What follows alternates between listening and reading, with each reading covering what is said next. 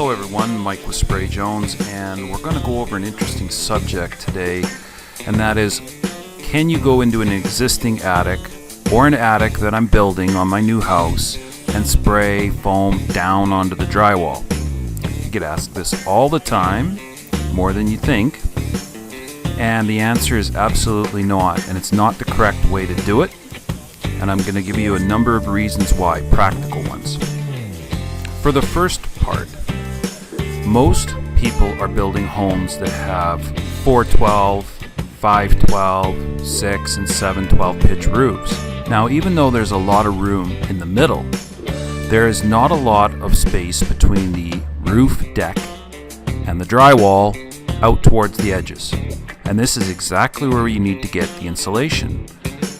So you have the tightest spots around the perimeter, and you're going to expect your spray foam guy to arrive, have the drywall up, have all the penetrations cut through the ceiling, and then he's going to have to crawl out to the tightest areas, not falling through the drywall, and expected to get the foam onto the top plate of the outside wall and work his way back. If there's any gaps, if he misses anything, if he's in a bad mood, if it's too hot in there to work, can't see, you're never going to know it until winter. In most situations, it's physically impossible. 412, 512 pitch, you're down to less than a foot of space out towards the eaves. Even the conventional bad insulation doesn't do it this way. The installer would stand on a scaffold or a ladder below the ceiling level, install fiberglass batting, then finish the vapor barrier, then come back later and blow in the rest of it. The other problem that you face is that you have to have your drywall installed. That means your drywaller has come, he has boarded the ceiling, but he hasn't done the walls yet. Then you have to put all your penetrations in, lights, electrical, speakers, anything that you're going to be putting into the ceiling, and then put the spray foam down. That's all welded into place. You're not going to be able to remove it, change it, modify it. If there's a mistake, it's going to be very difficult. Another major point that I bring up to people is, if the foam can get between the bottom cord and the sheetrock and force the sheetrock down, it will.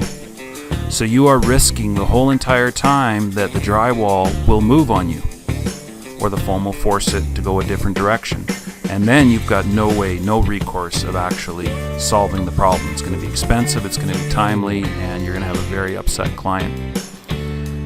In colder weather climates, the attic would be vented, and if you're in November, December, January, any of the winter months, that means the attic's going to be freezing cold. That means there's a higher rate of condensation.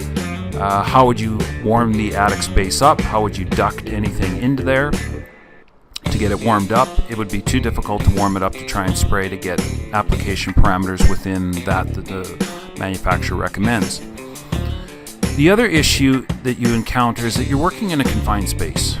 Who's going to go up and verify that the job is done correctly? Who's going to make sure that the right amount of foam in the right areas has been done? You? Or are you going to trust the guy that you hired? Now, if you flip this over to the other way and not put the sheetrock up, don't put any drywall up, close off all the soffit venting, close off the roof venting, you now have a substrate that you can heat. You have a substrate you can verify is dry. You can set up scaffolding, ladders, and the installer can climb around, install the spray foam to the underside of the deck, and then everybody can visual that it is at the proper depth, that everything is sealed, and then the drywall can go up, then the electrical can be finished, lighting can be installed, and if you ever have a problem, it can be modified and changed. If you're going to go the old-fashioned route, don't use foam. If you want to put insulation on the sheetrock level, get a vapor barrier, blow the thing in. A lot of times people say, well, I just want an inch or a half an inch. Well, that's the most expensive vapor barrier you're ever going to buy.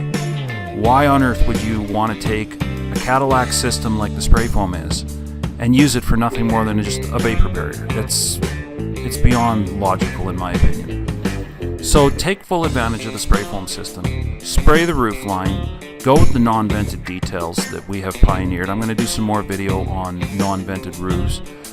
And Work inside the attic when you have lots of space, when you can see what's going on, and then install your drywall after, and everybody will know that you've got a good quality job and you'll do many more in the future. So I hope this makes sense. I don't want to go into long-winded explanations. If you like this video, click subscribe, stay connected. We're trying to update industry standard stuff all the time and bring light to some of these tricky subjects. Enjoy.